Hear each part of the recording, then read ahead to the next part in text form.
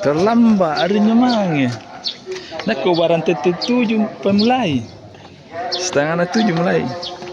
Lantamak jam mana terlambat.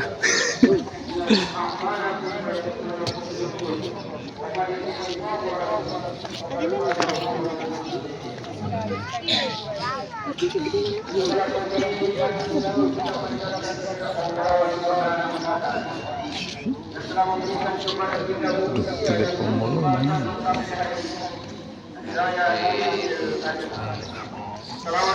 Tidak pemulungan.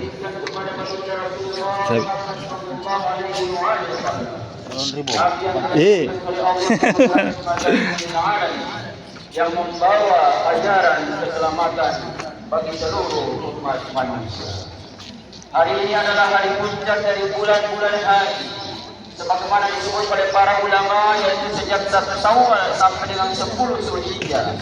Setelah menafsirkan ayat Al-Hajju Ashhurun Ma'lumat, musim haji adalah beberapa bulan yang dimaklumi. Al-Baqarah 190.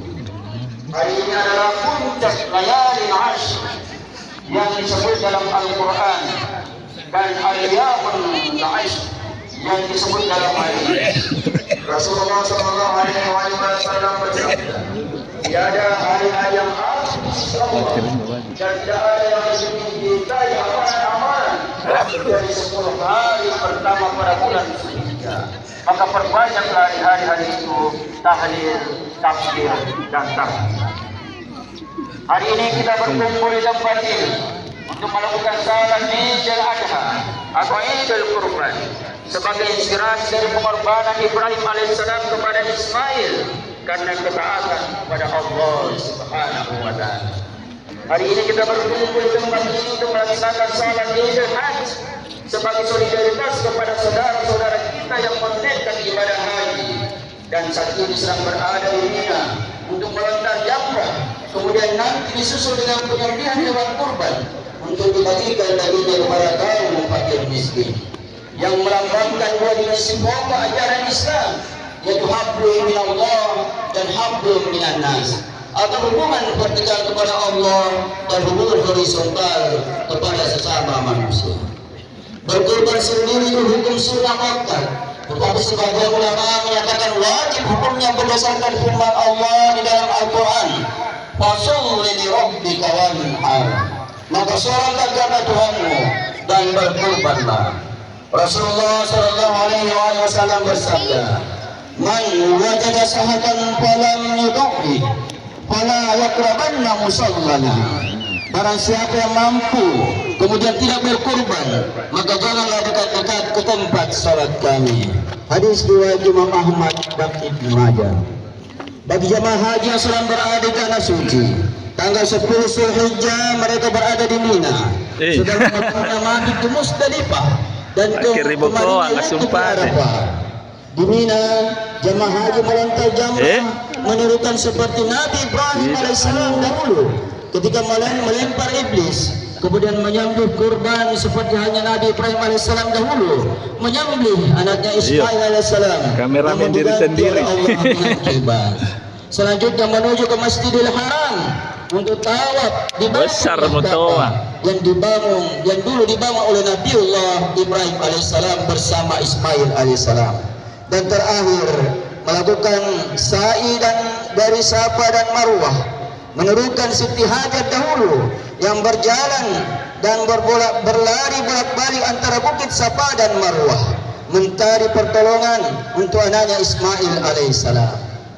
Tiga tokoh sejarah ini yang merupakan satu keluarga, yaitu Ibrahim, Ismail, dan Siti Hajar, erat hubungannya dengan haji. Tiga pendekar kemanusiaan ini erat hubungannya dengan Idul Kurban, Idul Adha atau Idul Hajj. Allahu Akbar, Allahu Akbar, Allahu Akbar, walillahil hamd. Kaum muslimin dan muslimat yang kami muliakan, sebagian dari kisah perjalanan hidup Nabi Ibrahim alaihissalam kira-kira 4000 tahun yang lalu bersama anaknya Ismail dan istrinya Siti Hajar diabadikan oleh Allah dalam pelaksanaan rukun Islam yang kelima atau ibadah haji adalah dengan maksud agar kita dapat memetik pelajaran dan hikmah yang terkandung di dalamnya, sehingga dapat diteruskan dan dijadikan landasan bagi pembangunan pribadi, pembangunan masyarakat, dan peradaban manusia. Pelajaran yang kami maksudkan di sini antara lain, yang pertama adalah yang diwarisi dari keluarga Nabiullah Ibrahim alaihissalam adalah etos kerja atau semangat membangun. Ketika Nabiullah Ibrahim alaihissalam dan Ismail alaihissalam membangun Baitullah Ka'bah dengan didasarkan pada iman dan takwa, dengan hasilnya yang dapat dipertanggungjawabkan secara moral kepada Allah Subhanahu wa taala, dan pembangunannya tidak hanya dinikmati oleh segelintir orang, tetapi juga dinikmati oleh anak cucu generasi yang datang kemudian. Marilah kita renungkan firman Allah di dalam Al-Qur'an, wa idza yarfa'u Ibrahim al-qawa'ida min al-baiti wa Ismaila Rabbana taqabbal minna innaka antas samiul alim. Dan ingatlah ketika Ibrahim meninggikan atau membina dasar-dasar Baitullah bersama Ismail, saya berdoa, ya Tuhan kami, terimalah daripada kami amalan kami, sesungguhnya Engkau yang maha mendengar lagi maha mengetahui. Ayat di atas juga memberikan pelajaran kepada kita betapa pentingnya kita membangun sarana dan prasarana dengan didasari iman dan takwa, serta bisa dipersembahkan kepada Allah Subhanahu wa taala melalui doa di akhir pekerjaan, Rabbana taqabbal minna innaka antas samiul alim. Pertanyaannya, adakah orang yang telah membangun jalan dan jembatan mengucapkan doa ini? Ataukah adakah orang yang telah membangun infrastruktur lain mengucapkan doa ini? Padahal berapa banyak orang yang dapat mengambil manfaat dari terbangunnya jalan tersebut? Berapa banyak orang yang dapat menanam padi dengan terbangunnya irigasi tersebut? Dan berapa banyak orang yang dapat menikmati air minum dengan terbangunnya jaringan air tersebut? Semua itu akan menjadi amal jariah bagi mereka yang membangunnya. Pelajaran yang kedua yang diwarisi dari keluarga Nabiullah Ibrahim alaihissalam adalah rasa optimis yang tinggi dari Siti Hajar ketika dia berlari-lari dari Bukit Safa dan Marwah untuk mencari air bagi anaknya Ismail yang masih bayi, tanpa mempedulikan panasnya gunung Sahara, tanpa mempedulikan tingginya Bukit Safa dan Marwah yang saat ini sudah beberapa kali direnovasi. Padahal dia tahu bahwa pada saat itu dia berada di padang pasir yang gersang, yang tandus, yang tidak ada seorang pun yang mau melintas di wilayah tersebut. Tapi Siti Hajar optimis bahwa dari usaha yang dilakukan itu akan dinilai oleh Allah Subhanahu wa taala. Kemudian Allah Subhanahu wa taala akan menurunkan rezekinya. Ternyata benar, Allah Subhanahu wa taala memberikan air di tempat yang lain, yaitu munculnya air di dekat Ka'bah. Itulah sumber Sam-Sam saat ini. Pertanyaannya, apakah kita rakyat Selayar mau mencontoh rasa optimis dari Siti Hajar yang selalu optimis sebelum melakukan usaha, walaupun secara logika tidak mungkin mendapatkan air, tetapi dia yakin dengan pertolongan Allah pasti datang setelah melihat usaha yang dia lakukan. Sementara sebagian kita selalu pesimis sebelum melakukan usaha. Firman Allah Subhanahu wa taala di dalam Al-Qur'an, "Innallaha la yughayyiru ma biqaumin hatta yughayyiru ma bi anfusihim." Sesungguhnya Allah tidak akan merubah keadaan suatu kaum sebelum mereka merubah keadaannya yang ada pada diri mereka sendiri. Pelajaran yang ketiga yang diwarisi dari keluarga Nabiullah Ibrahim alaihissalam adalah semangat pengorbanan Ibrahim alaihissalam dan Siti Hajar sebagai orang tua yang rela mengorbankan anak kesayangannya Ismail karena ketaatan dan kecintaannya kepada Allah Subhanahu wa taala di atas segala-galanya. Nabiullah Ibrahim alaihissalam mendapat julukan Khalilullah, artinya kekasih Allah. Untuk mendapatkan panggilan ini, maka Allah Subhanahu wa taala mengujinya dengan perintah menyembelih putranya Ismail alaihissalam. Allah Subhanahu wa taala ingin membuktikan ucapan Nabi Ibrahim alaihissalam ketika ia pernah berkurban dengan 1000 ekor kambing, 300 ekor sapi dan 100 ekor unta, sehingga kagumlah semua manusia dan malaikat. Lalu keluar ucapan dari Nabiullah Ibrahim alaihissalam, semua itu belum seberapa bagiku. Demi Allah, seandainya aku punya anak dan Allah meminta untuk dikorbankan, maka aku rela mengorbankannya. Oleh sebab itu Allah Subhanahu wa taala ingin membuktikan ucapannya. Dalam kisah pengorbanan Nabi Ibrahim alaihissalam ini disebutkan bahwa Ismail diganti dengan seekor kibas atau kambing atau domba yang disembelih sebagai kurban. Firman Allah Subhanahu wa taala dalam Al-Qur'an, Inna hadza wal balagul mubin wa qadainahu bi dhibhin azim. Sesungguhnya ini benar-benar ujian yang nyata dan kami tebus anak itu dengan seekor sembelihan yang besar. Allahu Akbar, Allahu Akbar, Allahu Akbar walillahil hamd. Kaum muslimin dan muslimat yang kami muliakan, ayat ini selain mengajarkan semangat pengorbanan sekaligus mengandung makna simbolik pada lahirnya binatang yang disembelih. Tetapi pada hakikatnya adalah sifat-sifat dan nafsu kebinatangan yang ada pada diri kita yang harus kita sembelih atau harus kita korbankan.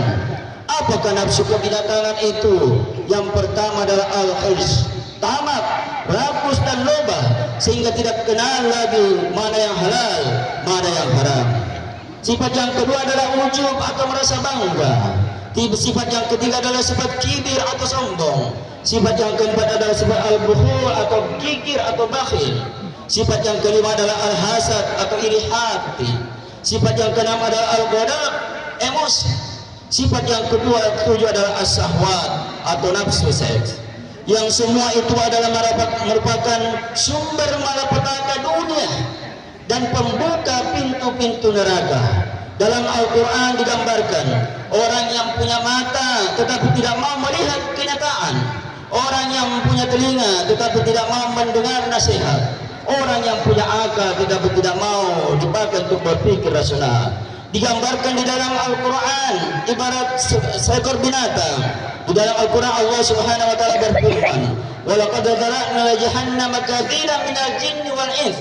Lahum qulubun la yafqahuna biha, wa lahum a'yunun la yubsiruna biha, wa lahum adhanun la yasma'una biha. Ulaika kal an'am bal hum adall, ulaika humul ghafilun." Dan sesungguhnya kami jadikan untuk isi neraka jahanam kebanyakan dari jin dan manusia. Mereka mempunyai hati tetapi tidak dipergunakan untuk memahami ayat-ayat Allah, dan mereka mempunyai mata tetapi tidak dipergunakan untuk melihat tanda-tanda kekuasaan Allah, dan mereka mempunyai telinga tetapi tidak dipergunakan untuk mendengar ayat-ayat Allah. Mereka itu sebagai binatang ternak, maka mereka lebih sesat lagi. Mereka itulah orang-orang yang lalai. Sifat-sifat perilaku dan nafsu binatang seperti inilah yang harus kita hilangkan, kita sembelih dari diri kita masing-masing. Oleh karena akibatnya sangat buruk dan merugikan orang lain dan masyarakat atau masyarakat. Pelajaran yang keempat yang kita peroleh dari kisah Nabi Ibrahim alaihissalam ialah pembinaan generasi. Dalam Al-Quran disebutkan ada nabi yang didurhakai oleh anak-anaknya seperti Nabi Nuh. Ada nabi yang dibohongi oleh anak-anaknya seperti Nabi Yakub. Tetapi Nabi Ibrahim adalah contoh ideal yang berhasil mendidik anak-anaknya menjadi generasi Islam yang taat. Dalam Al-Quran dikatakan, "Idz qala lahu rabbu aslim, qala aslamtu li rabbil alamin, wa wassa biha Ibrahim banihi wa Yaqub ya bani inna Allah astafa lakumuddin fala tamutunna illa wa antum muslimun." Ketika Tuhannya berfirman kepadanya, tunduk patuhlah Ibrahim menjawab, "Aku tunduk patuh kepada Tuhan semesta alam." Dan Ibrahim telah diwasiatkan ucapan itu, telah mewasiatkan ucapan itu kepada anak-anaknya. Demikian pula dengan Yakub. Ibrahim berkata, "Hai anakku, sesungguhnya Allah telah memilih agama ini bagimu, dan maka janganlah kamu mati kecuali dalam memeluk agama Islam." Pelajaran yang kelima yang diperoleh dari kisah Nabiullah Ibrahim alaihissalam ialah sikap sabar dari Ismail untuk menerima ketentuan Allah Subhanahu wa taala. Di dalam ayat di atas dijelaskan bahwa Nabi Ibrahim alaihissalam mengawali pembinaan terhadap Ismail alaihissalam dan Ishak alaihissalam dengan menanamkan kalimat tauhid. Hasilnya adalah anak-anak mereka dan keturunan mereka pemimpin umat, menjadi pemimpin umat dan rasul di kemudian hari dalam bentuk kepasrahan kepada Allah Subhanahu wa taala. Hasilnya setelah turun perintah dari Allah Subhanahu wa taala untuk menyembelih Ismail alaihissalam, maka tidak ada bentuk penolakan dari Ismail alaihissalam. Dia sabar menerima ketentuan tersebut. Bahkan yang diucapkan Ismail alaihissalam lebih menguatkan keyakinan Ibrahim alaihissalam untuk menjalankan perintah kurban. Sebagaimana disebutkan di dalam Al-Quran, falamma balagha ma'syaya qala ya bunayya inni ara fil manam anni asbahuka fanzur madza tara qala ya abati ma tu'mar satajiduni insyaallah minas-sabirin. Maka tatkala anak itu sampai kepada umur yang sanggup berusaha bersama Ibrahim, Ibrahim berkata, hai anakku, sesungguhnya aku melihat dalam mimpiku aku disuruh untuk menyembelihmu, maka pikirkanlah apa pendapatmu.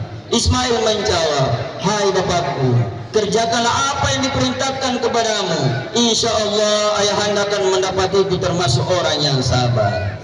Inilah hikmah yang dapat kita raih dari keluarga Nabi Allah Ibrahim alaihissalam.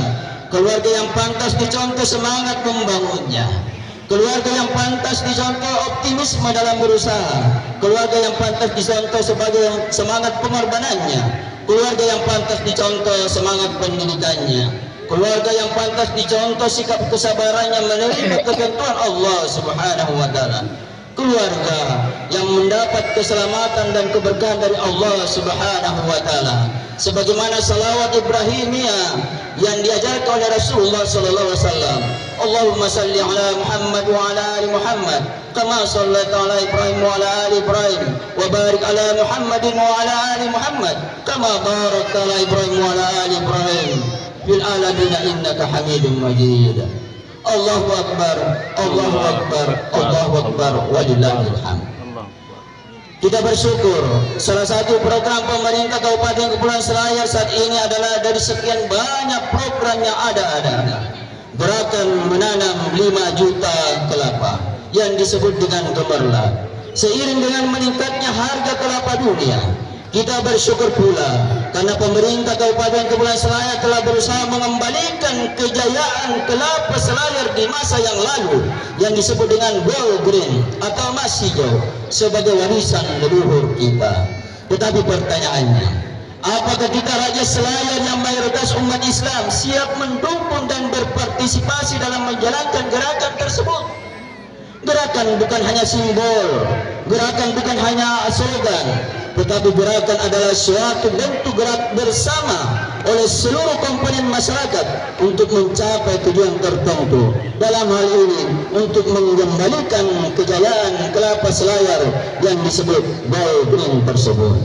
Kaum muslimin yang saya muliakan, dengan meraih hikmah dari keluarga Nabiullah Ibrahim alaihissalam, mari kita jadikan Idul Adha ini sebagai momentum untuk mencapai misi kita 5 tahun ke depan, yaitu bersama membawa Selayar maju dan sejahtera.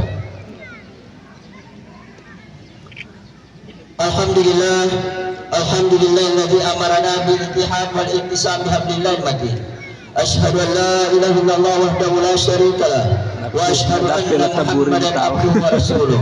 Allahumma salli wa sallim ala Muhammad wa ala alihi wa ashabihi ajmain amma ba'd. Fa ya ibadallah ittaqullaha mastata'tum wa sari'u ila maghfirati rabbil alamin. Wa qala Allah subhanahu wa ta'ala fil Qur'anil azim, inna Allaha wa malaikatahu yusholluna 'alan nabi ya ayyuhalladzina amanu shallu 'alaihi wa sallimu taslima. Allahumma salli wa sallim ala Muhammad wa ala ali Muhammad wardallahumma ala khulafai rasyidin Sayyidina Abi Bakr wa Umar wa Utsman wa Ali wa Umar bin Abdul Aziz wa ala baqiyati sahabati wa tabi'in wa tabi'in wa man tabi'ahum bi ihsan ila yaumiddin. Ikhwanul muslimin rahimakumullah. Pada khutbah yang kedua ini saya mengajak kepada kita sekalian, kemari kita berdoa kepada Allah Subhanahu wa taala. Allahumma anta rabbi la ilaha illa anta khalaqtani wa ana 'abduka wa ana 'ala ahdika wa wa'dika mastata'tu a'udzu bika min syarri ma sana'tu abu laka bi ni'matika 'alayya wa abu bi dhanbi faghfir li fa innahu la yaghfiru dhunuba illa anta. Allahumma inna nas'aluka salamatan fid din wa 'afiyatan fil jasadi wa ziyadatan fil 'ilmi wa barakatan fil rizqi wa taubatan qabla al-maut wa rahmatan 'inda al-maut wa maghfiratan ba'da al-maut. Allahumma hawwin 'alaina fi sakaratil maut wan najata minan nar wal 'afwa 'inda al-hisab.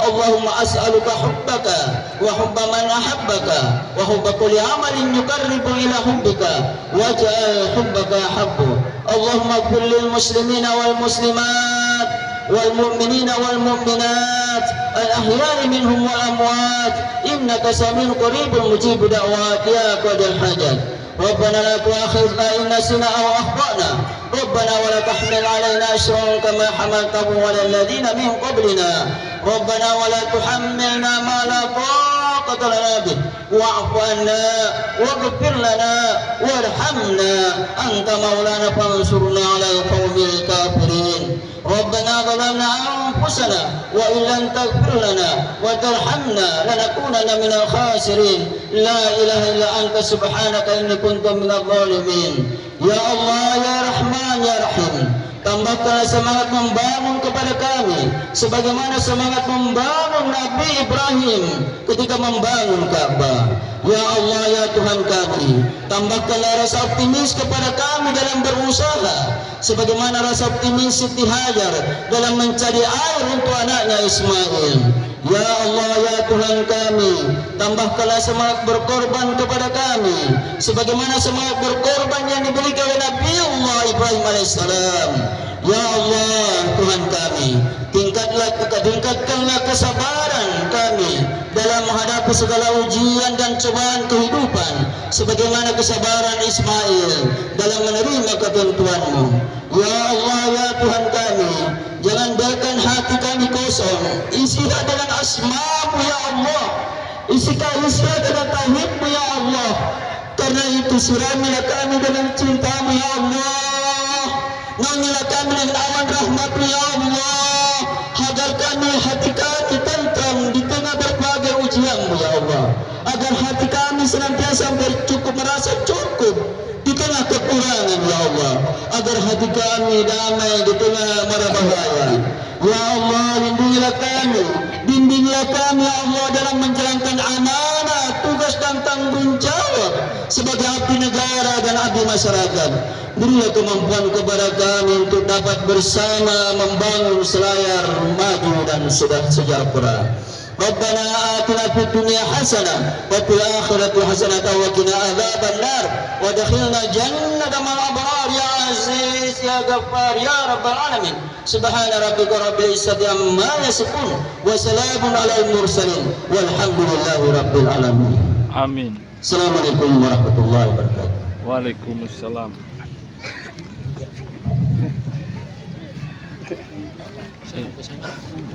Besar mungkin. Siapa namanya bilang? Lupa. Ilham. Bagus.